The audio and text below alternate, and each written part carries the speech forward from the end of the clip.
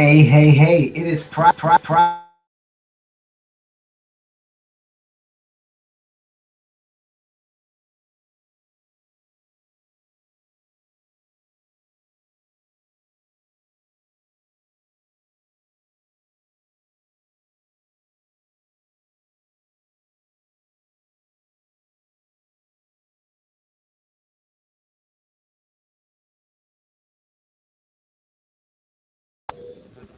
All right, let's try it again. Hey, it's Friday, March 20th, 2026, 11 a.m.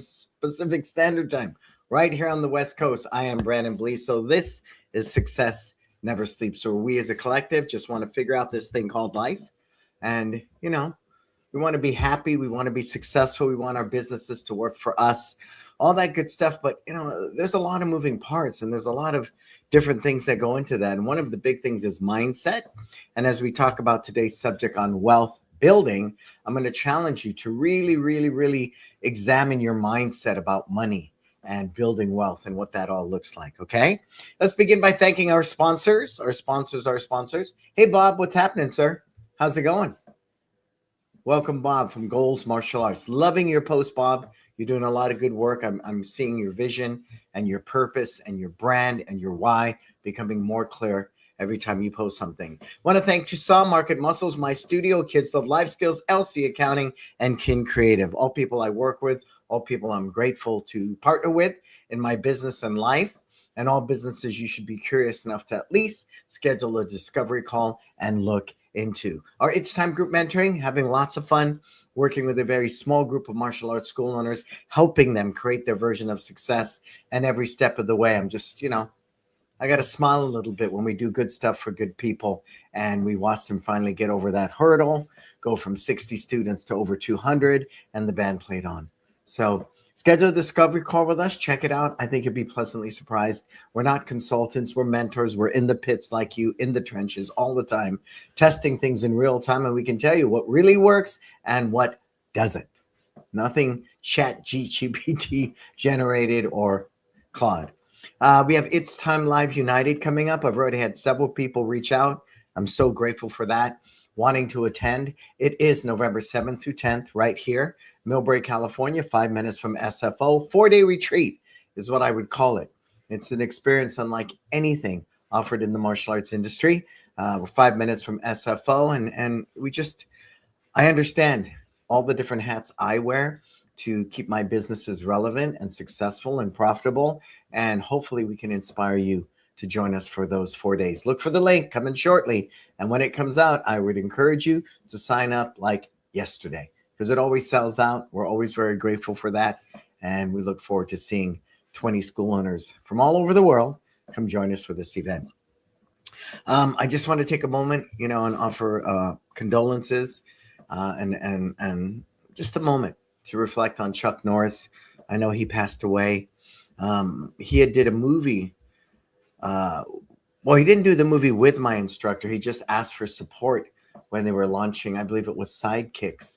And Chuck Norris came into town. And honestly, I was a youngin' at that time. And I knew a little bit about him from, Good Guys Wear Black, I think it was, and A Force of One, and The Octagon, and Lone Wolf McQuaid, all those prisoner movies he did. I don't know Missing in Action, right?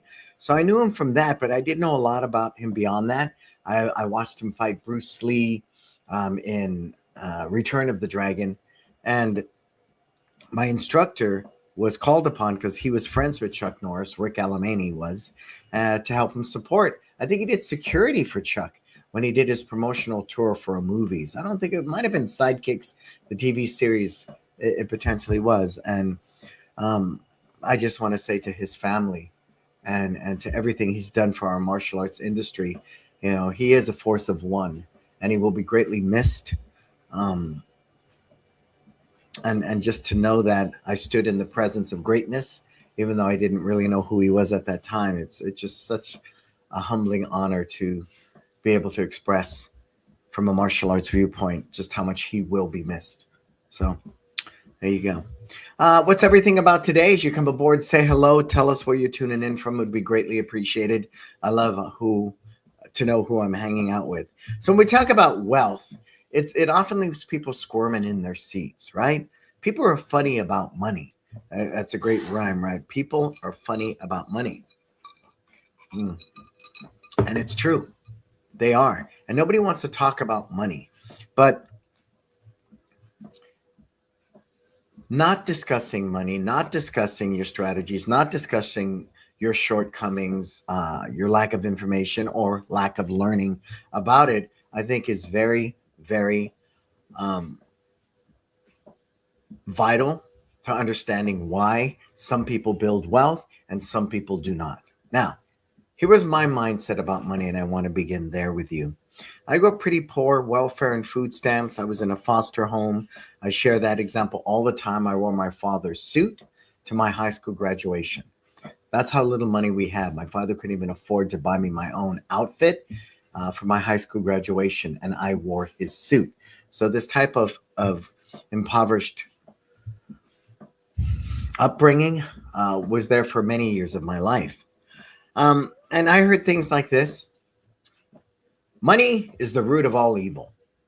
Oh, that's a rough one, right? What do you think? Money grows on trees? What do you think? I'm made of money? So that's what I was taught. So money brought me a lot of shame and a lot of guilt. I always wore clothes from the Goodwill and the Salvation Army, it was back then, even before the Goodwill. And so there was a sense of that. People had the cool shoes, the cool clothes. I always wore secondhand clothing. I don't think I ever owned anything new. I don't remember my father taking us to a regular department store and buying us new clothing. It was always used. I even got my father's hand-me-down underwear, things like that. It's just the way it was. So I associated a lot of pain and suffering to money. And that went well on into my 20s easily. I mean, that mindset didn't start to shift till I saw the environments I grew up in. You dealt drugs, you lived off welfare. It was generational welfare. So generation after generation after generation had been on welfare. Food stamps was quite common. There's a lot of robberies, things of that nature. So I recognize if I thought this way and behaved this way, I would eventually end up dead or in jail. That was it. So that was my extreme about money. Okay. So once I understood money is simply a vehicle, money is a form of currency, money is a tool. And I recognized it didn't define whether you were a good man or a bad man, or good person or bad person. And then I had watched Wall Street when it first came out. And when the dad said to Charlie Sheen, do not judge a man by how thick his wallet is. Wow. Okay. Okay. So there's a lot of rich people out there that may not be kind and nice and good people. All right. But the yin to the yang of that, when you witness some of the great philanthropy I've seen throughout society, that you could do a lot of good with money. So it's not money that's bad. It's people using money poorly and making poor judgments with it. And then at one time, if you think about currency, they traded what? Shells was a form of currency. We would barter things out. Hey, give me a piece of beef and I will shoe your horse, right? So money has nothing to do with you as a person. And so if you can really get that down, you as a person, right? A lot can change. A lot can change. Because again, my upbringing of money was guilt, shame, take your pick. Take your pick. So I really want to put that out on the table because I've been extremely poor in my life, and I'm not extravagant, but I'm very grateful for where I am in my wealth building journey today. So that's the first thing. If you have any ills about money, please put it in the chat. I'd love to hear your thoughts. Sorry about that. My coffee went down the wrong way. I'd love to hear your thoughts about that because it took me a long time to get past my mindset of money. And it was very easily to dismiss people with money as stuck up. They think they're better than me and all that. I went through that whole phase too, but none of it was the pathway to the wealth that I experienced today. Okay. So that's the first thing I really want you to examine because I found for myself and many of the clients that I work with, that is their mindset about money. And that's why they're always saying, one day I'm going to be a millionaire. You just wait. I'm going to be rich. That's just, what is that? What is that, right? It's just resentment. It's envy. Take your pick. Give me a solid strategic path how you're going to get from making 50,000 a year to taking home 100,000 a year, then 150, and then 200. Give me something strategically you have laid out on paper, step by step, on how you're going to create that wealth. But that's never the story, right? There's a song, So You Want to Be a Millionaire, so freaking bad, right? There's even written about it. I used to think $1 million was a lot of money. Fortunately, today, I don't believe that. I think it's just a drop in the bucket of the wealth that we potentially can earn and accumulate. Okay. So I wanted to spend a good section on that first, because I find that is the big hindrance as to why people don't make money, as to the reason why. I think it's like 11% of the population controls 90% of the wealth. Something really gross, right, Marco? I don't know what the current figures are. Maybe you could look that up and put it in the comments, Marco. Same thing in the martial arts industry. I think it's like 20% of the industry make like 90% of the wealth. So that thinking is not just in the martial arts industry, it's across the board, it's in life. That's why the rich get rich and the poor get poorer. And I think when we talk about the word poor, I'm going to say poor mindset, a poor mindset. I've adopted what I call the law of abundance. Write it down. The law of abundance. I believe that if I pay it forward, right, that I'm attracting abundance into my space. I believe that in order to make money, I need to spend money. That is very true. Nobody can start a company without money, right? You need money. But in the beginning, when I lacked money, I made up for it with creativity. Write that down. Super important. The ability to hustle, the ability to grind, the ability to create something out of nothing. That is the power you have. I often find when you can just pay somebody to do it or outsource it, there can be a huge disconnect in fulfilling your version of success, because you're outsourcing it to somebody that may not get your vision, may not believe in what you do. Okay, so stay with me on that. So once I got my head clear about that, then I really thought, well, why do I want to make $1 million? Right? Other than I thought growing up, I'm going to be a millionaire sounded like a really good statement. I saw it in movies. I saw it in song. Is that I really wanted to secure my family's future. That's the long and short of it. Right? And now as I'm getting older at 64, I do live and die by the saying, it's okay to be young and broke. It is not okay to be old and broke. So to be able to take that money and create a retirement plan, college fund, I have a home, all these different things. It was a very strategic, disciplined plan. Now, if people thought that way, Vegas would be broke. People go to Vegas and places to gamble because they want to get rich quick. Okay. I'm victim of that with startups. I've blown money in startups, looking at someone's pipe dream and really buying into it, and ended up losing money. So that's there. We as human beings have that capacity, right? That's why someone thinks they're going to stick a quarter in a slot machine and be a millionaire instantly. Instantly. And if that was the case, Vegas would be broke. There would be no Las Vegas. Okay. So that mindset too, I think if you're a small business, you're a martial arts school owner, you need to get rid of. If somebody's promising you 30 students in 30 days, guaranteed money back, any kind of things like that, please go in the other direction. It's simply a myth. It doesn't exist. There might be unicorn cases where people are able to do that, but overall, it's just a lie. And if you believe in that, that's because you suffer from a poor mindset, a poor mindset.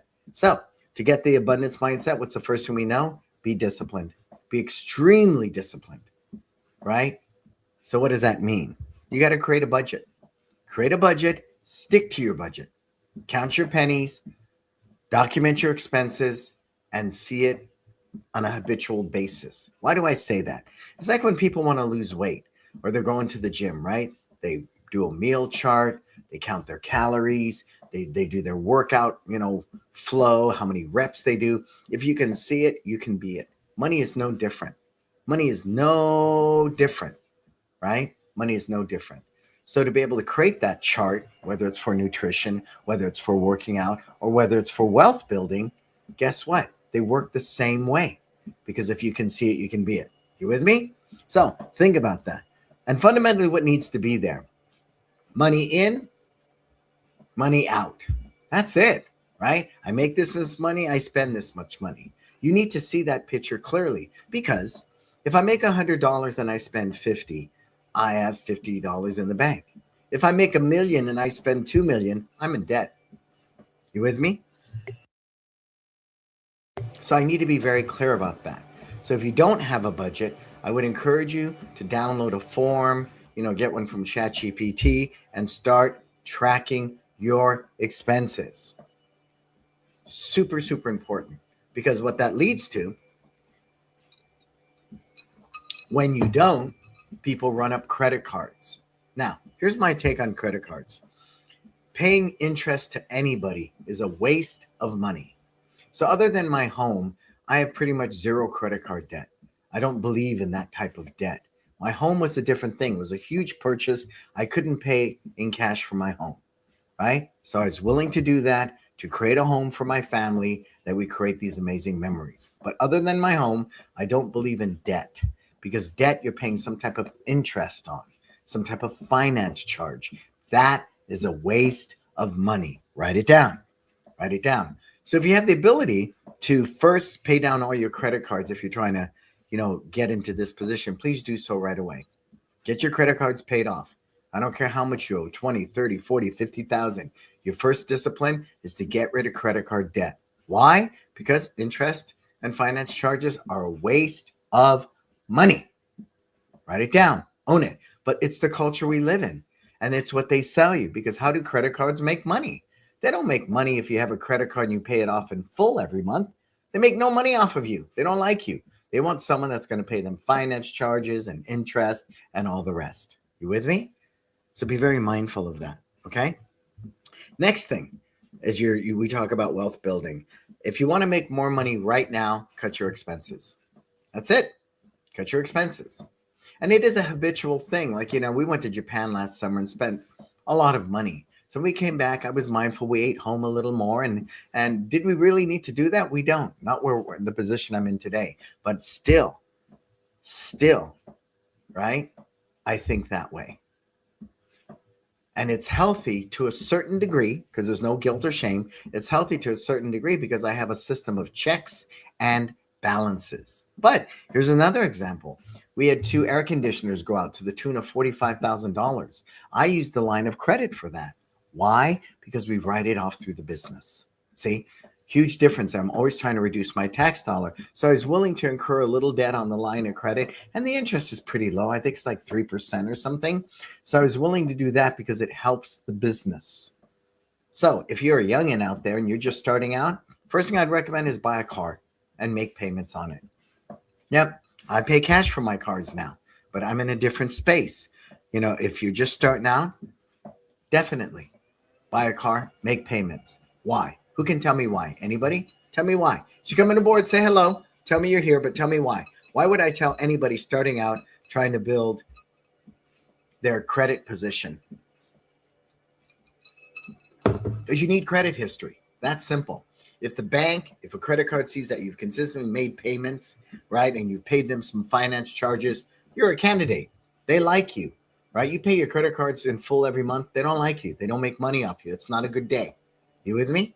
So establishing credit history is super, super important, especially if you want to expand your business and grow and you want to get an SBA loan or something of that nature. But I watch so many people in our industry barter out, right? Barter out someone's pay. I wouldn't recommend that at all. Number 2, they pay people under the table. I don't recommend that at all. Or number 3, they do 1099s. All of it is to do what? Avoid paying taxes, right? Pass the taxes on to them on a 1099. I like payroll because I have payroll tax. I have workers' comp. Okay. Now, sure, you pay into that. Sure, you pay the employee tax dollar, whatever that all is, But when the day's done, I had amazing payroll records and amazing tax returns during the pandemic, and the government gave me 6 figures that I've never had to pay back. Ever, ever, ever, ever. Because they saw me as a viable business that they definitely wanted around when this pandemic was over. So again, I had many martial arts school owners in panic, even restaurants I knew closed because everybody was paid under the table. Everybody was 1099. So they had no legitimate payroll records to saying, hey, give me this money so I can make payroll and keep my business open. You with me? So again, understanding fundamental business and setting up your business right, whether it's an LLC, an S Corp, a C Corp, that's totally based upon the state you live in, even the county you live in. But every year I ask my accountant the same question is, do we have the best tax benefit as an LLC, as an S Corp, or a C Corp? Every year, because the tax laws change all the time. But make no mistake, tax laws are set up for rich people. They simply are. So the ability to look at taxes and being able to maximize your tax dollar is way important to me. Not only am I trying to cut my expenses as needed, I'm also looking to reduce my tax dollar. Would I rather give that to my employees at the end of the year in the form of a bonus? Absolutely. All day, every day. So that's something I would also recommend in the fourth quarter. Begin to look at your expenses. Can you buy new mats? Can you replace some bags? Can you give bonuses? Anything to reduce your tax dollar is smart. Very, very smart. Okay? Now, another one to think about is your Social Security. This is a big one for me. I could take it already. I'm 64 years old. I'm probably going to take it at 67. I'm not going to wait until I'm 70. I'll get a nice chunk of change at 67 that I can take and invest. And that's what I want to do with that. But be mindful of that. Social Security, unless you plan on going to live in the Philippines. I have a friend. He was living in the Philippines on $1,500 a month, Social Security. Apartment was $300, food and everything. Unless you plan on doing something like that, please do not have the strategy, I will live on my Social Security and my retirement. No way. Absolutely not. Absolutely not. It's simply not enough. And it won't be by the time you start collecting on it. Okay? So, but know that it's there. Know that it's there. So let's get down to the nuts and bolts. I learned this is a great book I want you to read. Several books. One is The Millionaire Next Door, right? They use several case studies. The guy who worked as a janitor died with $8 million. You hear stories like that all the time. Why? Because he saved more than he spent. That is it. Going back to what I said at the top of the show, if I make $100 and I save and I spend $50, I've saved $50. I make $1 million and I spend $2 million, I'm $1 million in debt. And we see that all the time, people, with professional athletes, with actors, right? They spend money like they were when they're at the top of their game. All of a sudden, the athlete gets old, his earning power is diminished, right? And he's still trying to spend like that. We've heard many, many, many stories like that, correct? Many stories like that. And so I want you to be mindful of that. Is as you change, I'm getting older, my spending needs to change.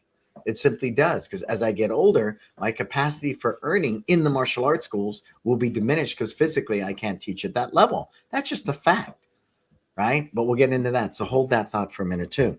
So I want to be mindful of that, right? I want to be mindful of that. I need to save. So $1 Million Next Door is a great one. Look at someone like Bill Gates. He's what, a billionaire? Wears a JCPenney's belt.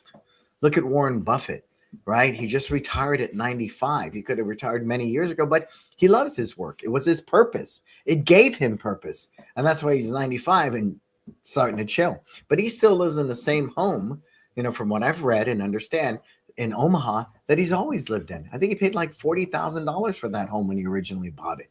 And I'm sure it's beefed up with security and, people guard this man, but he lives in that house. He doesn't need an island. He could probably buy 20 islands. He could probably build a, 40,000 square foot mansion in the most expensive area of the country easily with the money he has, but he has no need for it. So again, you need to save more than you spend. Write it down, own it well, read a book like The Millionaire Next Door. That greatly impacted me because I thought you had to have millions and millions of dollars to make millions and millions of dollars. No way. It all comes down to saving money. Okay? Saving money. Another great book is Rich Dad, Poor Dad. That one really resonated with me at a heart level because I grew up with the poor dad. That was it. My dad was poor in mindset. He was poor in spending. He was poor, poor. And that's what I was taught. Rich dad is the one that owned the little grocery store, I believe it was in the book. And he showed this guy another way, right? Oh, wow, you own a business. Yes, I do.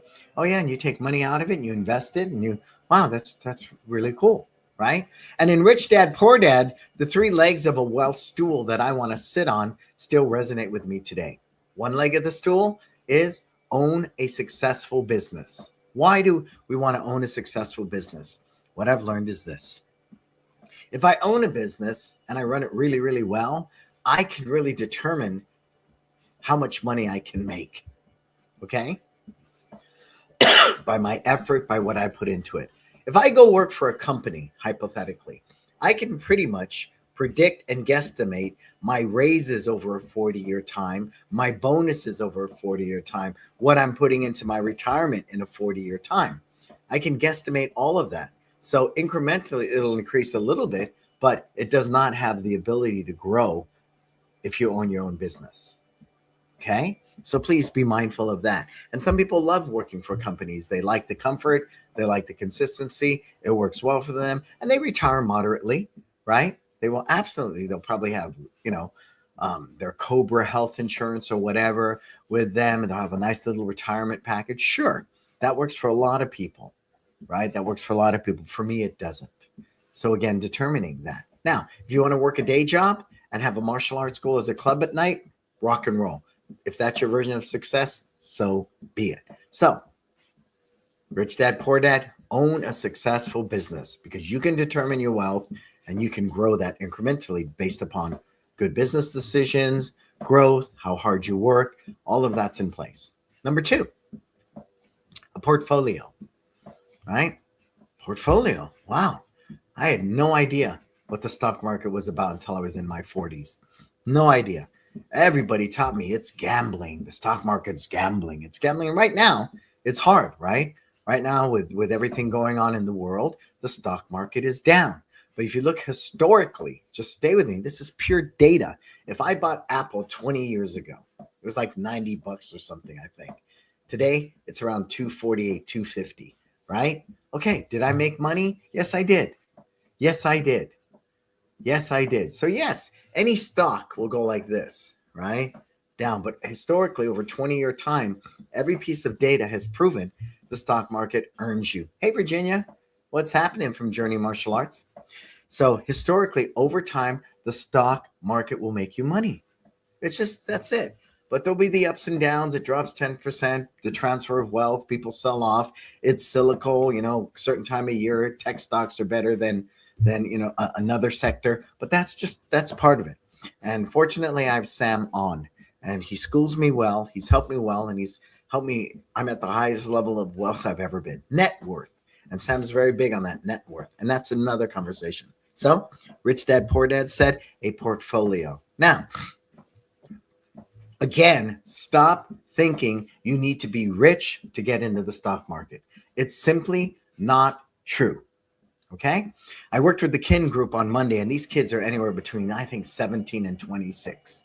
Very young kids. And I found a product, and it was the TFSA. Okay. That's the equivalent of a Roth here. Right. And you could put about $7,000 a year into it. So I said, well, okay, let's look at that. Let's say you only put $200 a month into it. At the end of the year, that's $2,400, right? 200 times 12. $2,400. At the end of 1 year, you would have compound interest. You would have made $350. Now, that's putting it into a simple fund, right? There's a lot of good funds out there that I've learned are a good, healthy mix. Apple, Costco, Nvidia, maybe Chevron, Starbucks, whatever. There's a lot of good funds they put together. And the reason they design those funds is because one stock's making money, one's a little down, but over time they'll make you 5 to 8%. That's not rocket science. Do you think Costco is going to be gone tomorrow? No. Do you think Apple is going to be gone tomorrow? No. No, it's not. Will it go up and down? Yes. And many days, like even right now, I don't look at the market. It's horrible, but I'll be buying now. I'll be buying things when the market is down. And then that's a much deeper conversation, and I would rather have somebody like Sam on teach you about that. So So if you want to talk to somebody, reach out to Sam on AN. But talking to these kids, right? If they invested over 40 years, the total investment over 40 years is $96,000. The value at the age of 60 will be about $500,000 or more. Think about that. Where in the heck can I put in a $96,000 investment somewhere? And by the time I'm 60, it's going to yield me over $500,000. Not a lot of places, not a lot. But again, the majority of the people that occupy the stock market are people who are wealthy. But that doesn't mean you and I couldn't get into it. See, you can right now. Right now. And I was talking to the guys at Kin. They were going, really? Yeah.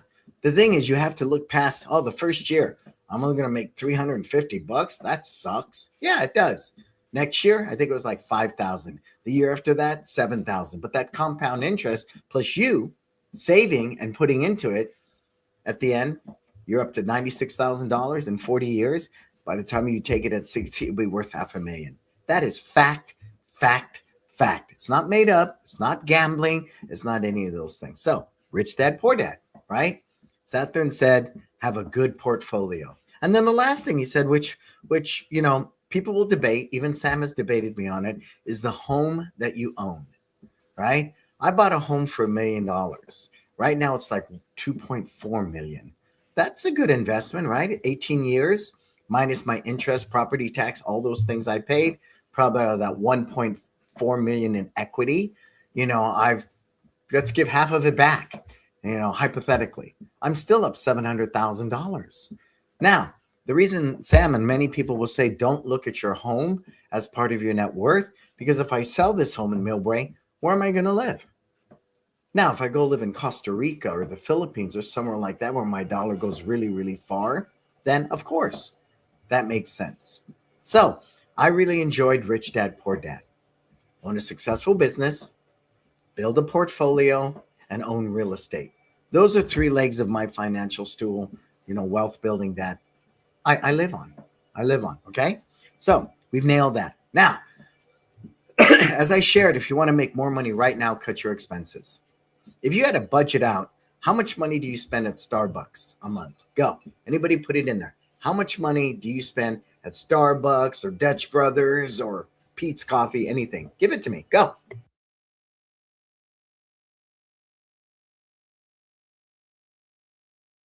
How about you, Marco? Think about it. Dunkin' Donuts, I don't care. How much money do you spend a month in one of those places?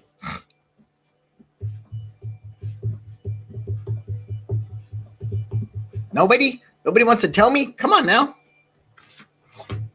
Hey, Siri. My phone's not on. How much? Can anyone tell me?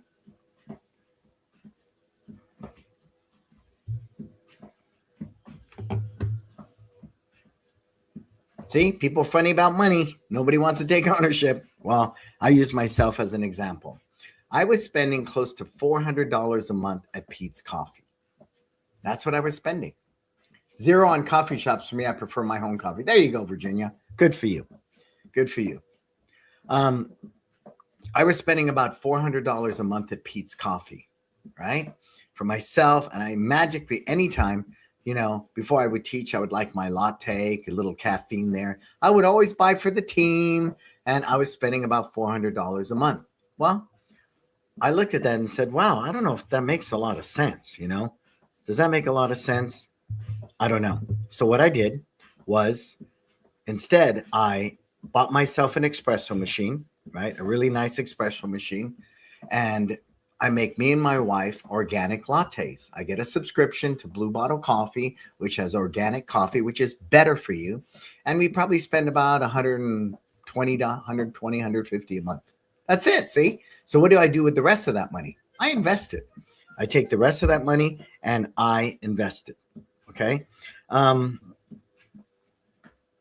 So for me, that is huge. Another one was, ironically, something as simple as, let me answer this. Going through, I use Rocket Money. I found this very useful. Apps. You know how many apps I was spending money on that my kids stopped using, that I didn't even know they were using anymore because they've outgrown them. Oh my God.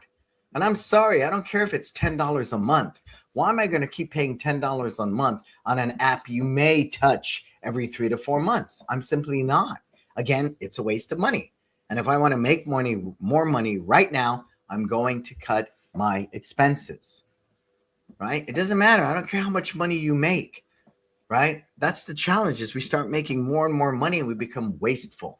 We become extremely wasteful because we think we can.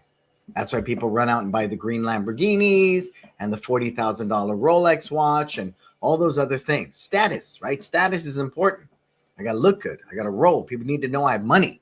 So if I'm driving down the street with a green Lamborghini, you believe I have money. If I pull up with a Bentley, you believe I have money. But in many of those cases, a lot of those people are in debt, and debt, right? Yeah, my would-be coffee money goes into my kids' college fund. I love it. Right? But again, that college fund should be sitting at least in an online checking account, right? I think an online checking, check it, Marco. What is it? 3 to 4%? An online checking account. Now, I didn't heed my own advice. I have a long-term relationship with Wells Fargo. They've done all of my home loans. They've done my lines of credit for the business. They did my business loan for the second location. At one time, I had payroll with them, but now we're with Gusto. So I'm really mindful of that. That was a long-term investment with Wells Fargo, and we continue that relationship today. Okay.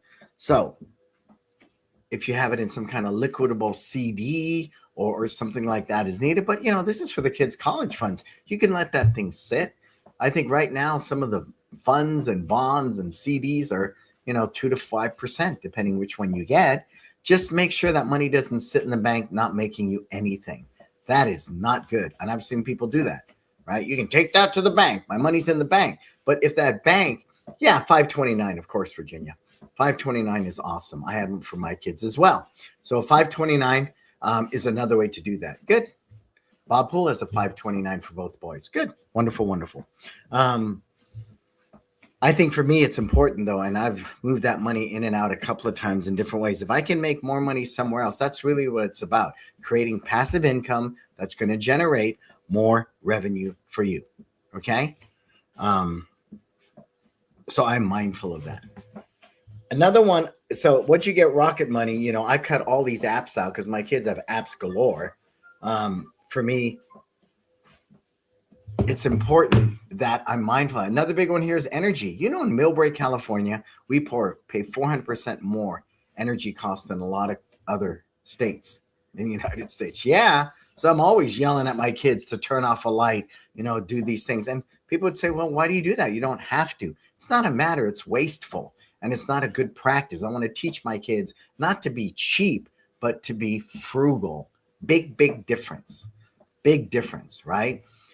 There are people that are just genuinely cheap, right? And it creates a sense of shame. It creates a sense of guilt. Big difference. Big difference. Okay. So that's another one. Now let's get into profit first. So we talked about Rich Dad, Poor Dad. We talked about the Millionaire Next Door. Before I do profit first, I want to talk about Gone Fishing, right? It's a small book about wealth building by the guy from Vanguard. I think it's Jack Bogle. I never say his last name correctly, but it was just simply set it and forget it, man. Right? You invest in a stock consistently, take Apple, take Costco, whatever you like. I know Warren Buffett loved Pepsi, right? Go figure. And you do that consistently, over 40 years, 20 years, you're going to make money. It's just all the data says that. Other than the depression when the stock market, fell, we've never had anything that extreme. Right? And a 10% correction is not a bad day as long as you don't run out and sell it. There's people right now panicking, selling off because it's all they have in their retirement. It's all they have. But the dividends alone, if you own Apple for 40 years, they can be pretty substantial. And again, it's about compound interest. Educate yourself on that. Please do. And that's another great book you should read, Gone Fishing.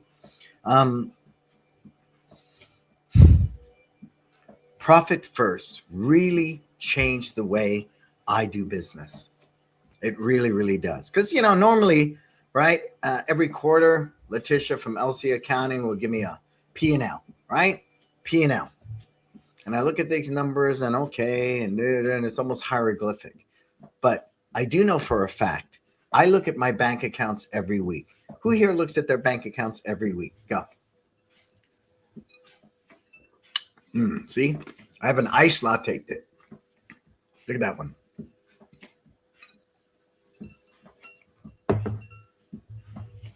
Talk to me.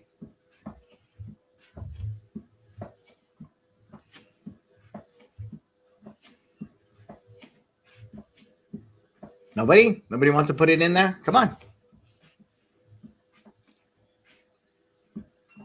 I look at my bank accounts every other day, sometimes 3 to 5 days a week. Okay. So that is something I do habitually every day, right? Virginia looks at every day. So with Profit First, which took me a minute to wrap my head around because I thought the bank was going to charge me. Banks don't charge me for my bank accounts because look at it fundamentally. You open an account with somebody, checkings, whatever. They're going to take your money and loan it out at a percentage of interest. Think about that, right? Think about that. So if you're going to charge me an annual fee to keep my money in your bank, you're nuts. You're freaking nuts, right? That's not going to happen. I don't even pay for checks. I don't really write checks anymore. So Profit First, here's the gist of it. 5 bank accounts. And I swear by this. The guy who wrote that book, Mike Mikowski, sent me his new book with some autographed wall hanging. And I thought it was pretty cool. I guess he picked up on the internet that I talk a lot about him, which is fine.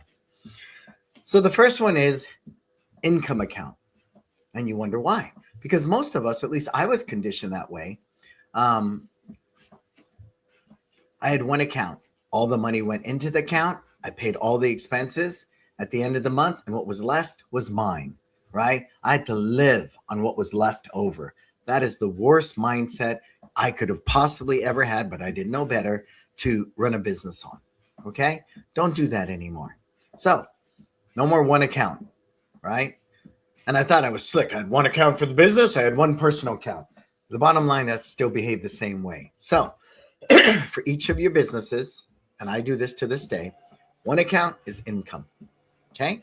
Income. The second account, which gets funded on the 10th and the 25th of every month, the way we structure things, taxes. Now, I'm going to do everything I can reduce that tax dollar with write-ups and all that, but at face value, whatever income I have any given quarter when estimated taxes come up, I pay for it. I've never been audited. I tend to overpay, which some people say is silly because you can't take that money and invest it and make money. But I like being tight and right with the government. That part's important for me. Again, when I get loans, line of credits, different things like that, I'm in a better position because historically I have tons of data that says I play their game. Okay. And I'm good with that to a certain point. Again, if I'm not paying high interest rates and credit card fees and things like that, it's totally cool. So that second account, the tax account, because it's very easy to open up your bank, your online banking account and not look at, I have one account, this much is income and this much is taxes. People don't often do that. So if you have these separate accounts and you with discipline fund them on the 10th and 25th, you're not scrambling. I've had school owners reach out to me and say, I need to pay my quarterly tax and I'm short $5,000. I'm like, why? Why are you short $5,000? What the heck's going on there? Did you not take that money out as you earned it and put it away? Well, and there you go. And a classic example when that first really got to me, I was working with a school and, he was doing private lesson cards. Okay. Private lesson cards. So, you give me $300, say that it's a $30 private for 30 minutes. I have 10 classes for you. And then one day he was really disgruntled and kind of aggravated. I said, what's going on there? He goes, I'm not making any money.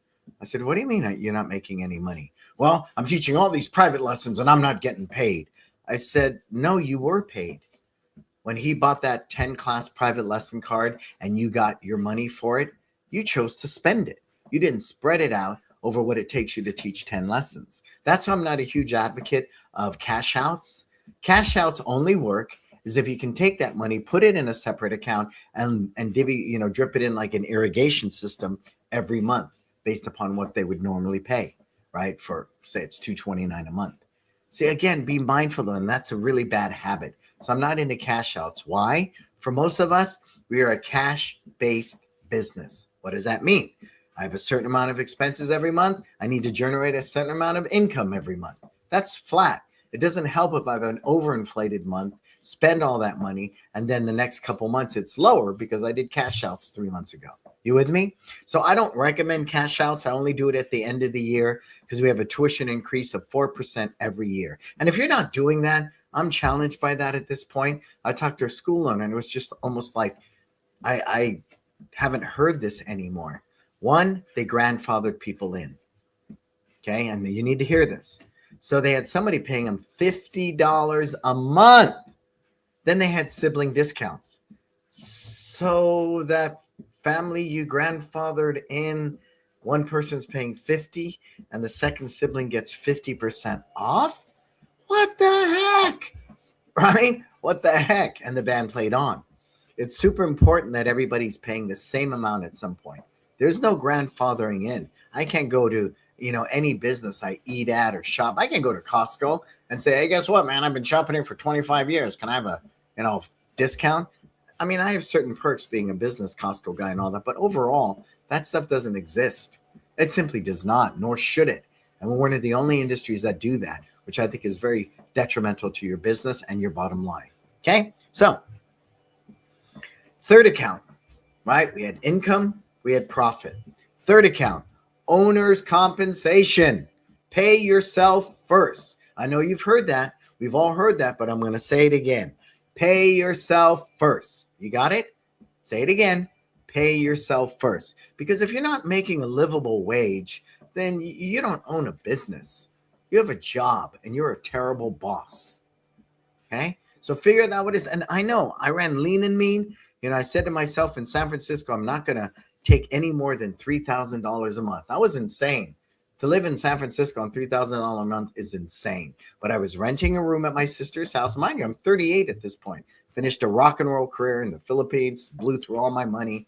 But I knew these were what I had in front of me. I would sleep in that school on the mat. I was the janitor. I was the marketing guy. I did everything. I said, I will not pay myself more until I break $1 million in gross revenue. And so that disciplined practice was one of the reasons I got there. But I paid myself a livable wage. Please, if you're not doing that, do it immediately. Immediately. The fourth account, profit. Wow. That's why the book's called Profit First. So on the 10th and the 25th, we take profit. And for me, it goes into my 401k, right? That's where it goes. Even if you take $1, I don't care. The habit of taking profit from your business and viewing it as a profitable business is super important. And if you can structurally wrap your head around at least having a livable wage that, you're not angry half the time at your business and pissed off. It's a livable wage and you're disciplined to stay within your budget. And you can even take a little bit of profit. That alone is going to shift your mindset tremendously, tremendously. And that's why I took the line of credit to pay for those HVAC units that needed to be replaced in one of my locations. Nice if I was, a big brand name and I'm going to get them to pay for it. Simply not the case, right? But I have good anchor stores around me. I believe in location, location, location. So I was willing to pay for that, which I think it impacts our business greatly. Because if it didn't, a Starbucks would be in the middle of an industrial park where nobody could find it. You with me? So I think that part's important as well. But I digress. And then after profit, what's left over is expenses. Hang on. What's left over is expenses. Break it down again really quickly. Income, taxes, owner's compensation, profit, expenses. And the discipline to stay in that order is going to be vital to you learning to save, learning to create profit, learning to create a company that works for you versus you working for it. Took me a minute. And when I walked into the bank, they looked at me like I was freaking nuts, right? They thought I was nuts. But when I sat down and explained it to them, because I have a regular banker work, they go, well, that's pretty smart. I said, it's a book, Profit First, right? So every day when I look at my bank accounts, I can see the taxes. Ooh, good. Quarterly taxes coming up in April. We're good. We're good, right? I can see all those things. And that gives me great peace of mind. and a great mindset. Cool. So let's start wrapping this up. If you have any questions, any takeaways, start putting them in the comments. So the first thing I understand is I need to change my mindset about money. First thing, I need to change it. And I did. Money is just a tool.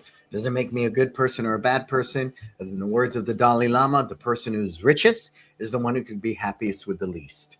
And being here in California, there's a lot of money here, right? A lot of money because we have Google here, we have Tesla here, we have Apple here, we have YouTube here, we have Oracle here. We have so many of these businesses here that generate money, especially with tech companies. They go from zero to hero like that.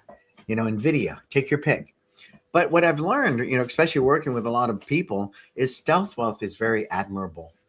This guy could be driving a Bentley, but he drives a Prius. He could be wearing a $6,000 suit, but he wears Levi jeans and a t-shirt, right? Why is that? Because money is not their God. Money is a tool. What they are passionate about is fulfilling their purpose, right?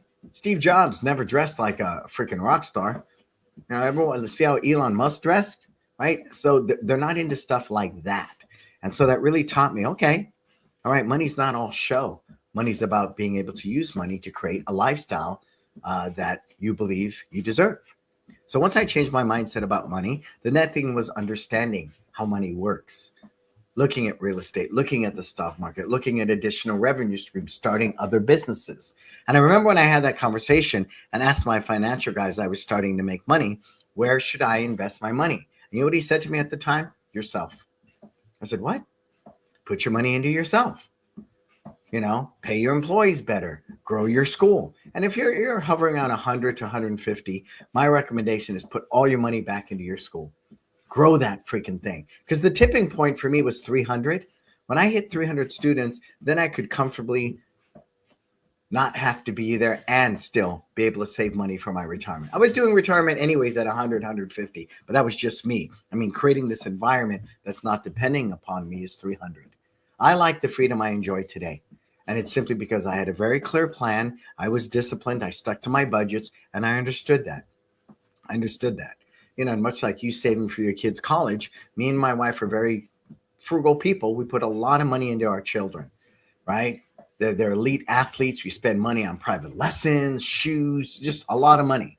And I'm cool with that because I don't need very much material things. What I need is this, helping people create their version of success. This is what I need. And there's a huge difference there. Need and want is something you need to discipline yourself on. Do you really need those $350 pair of glasses? Do you really need those? Right? I always do that when I travel. I buy something stupid. I think I bought some $400, Maui gyms where I could have got the same thing for $150, of any other sunglass. But it's that thing, right? It's that thing. It's that dopamine rush we get when we can spend money on something we can't afford. Or even worse, you can afford it and you spend it. And then like any addiction, and I'm going off the rails for a moment, it's got to be something of more money and then more money and then more money, right? Oh, the $500 glasses don't work. You should buy $1,000 pair of glasses. Get some Louis Vuitton. What? The $100 t-shirt doesn't work? Well, let me get a $1,500 one. Right? That type of mindset, I think, is why many professional athletes, many actors and stuff end up broke because their mindset never shifted, right? Because they were often, a lot of them were poor to begin with, right? And all of a sudden they come into this money and they don't have the discipline. Again, it's a mindset. That's why most people who win the lottery do what? They blow through all that money. Is that crazy? But it's because they didn't have the disciplined mindset to take that money and make it work for them, okay? So we talked about that. Rich Dad, Poor Dad, read those 3 books. Millionaire Next Door, Rich Dad, Poor Dad, and then Gone Fishing. 3 books I highly recommend. And then, of course, the book Profit First. Profit First. Super important one I recommend that you do immediately. Cool? So if you don't have any questions, let's wrap this big dog up, Marco. And again, I know money is funny and talking about money is odd. And I often think I'm not even, I go through imposter syndrome and say, well, I don't have as much money as that guy. Right? Who am I to talk about money? But you know what? I can look behind me and I have a lot more money than a lot of people. So again, I think it's really understanding This is my story. This is my experience. I know what works for me. I know what's got me from where I was to where I'm now, and I'm at the highest level of net worth for me. And there's a number of people, like I said, including Sam On, who's vital in that process. But sharing it with you, I think, is really important because you don't want to simply create a job for yourself and be a terrible boss.